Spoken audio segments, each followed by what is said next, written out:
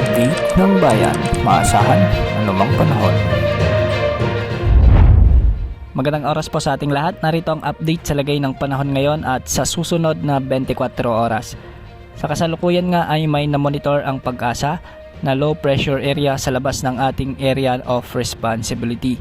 Huli itong namataan sa layong 2,895 kilometers silangan ng Central Luzon. Sa ngayon, mababa pa naman ang tsansa nitong maging bagyo, ngunit may mga pagbabago pang aasahan sa mga susunod na araw. Samantala sa ating bansa, asahan naman ang pag-iral ng ITCZ o Intertropical Convergence Zone sa bahagi ng Mindanao, Palawan at Visayas.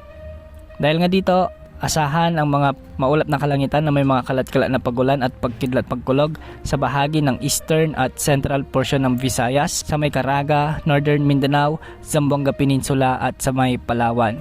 Ang mga lugar na ito ay makakaranas ng minsan malalakas na pag-ulan, kaya posible ang mga pagbaha at pagguho ng lupa.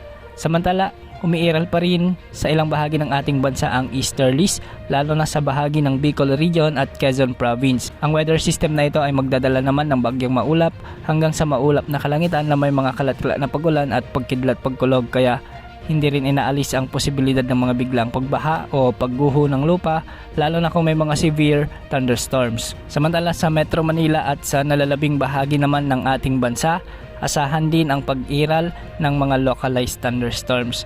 Sa ngayon nga, asahan ang ilang pag-ulan sa bahagi ng Ilocos Region, sa ilang bahagi ng Cordillera Administrative Region at ilang bahagi ng Cagayan Valley, kasama rin ang Central Luzon. Hindi rin inaalis ang posibilidad ng mga biglang pagbaha o pagguho ng lupa, lalo na kung may mga severe thunderstorms. Samantala, wala namang panibagong potensyal na sama ng panahon na posibleng pumasok sa ating area of responsibility sa susunod na 3 araw.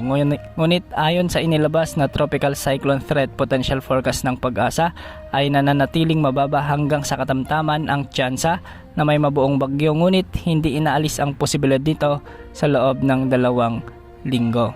Ayon sa forecast nila, posibleng may mabuong bagyo sa hilagang bahagi ng ating bansa o sa may southern Japan.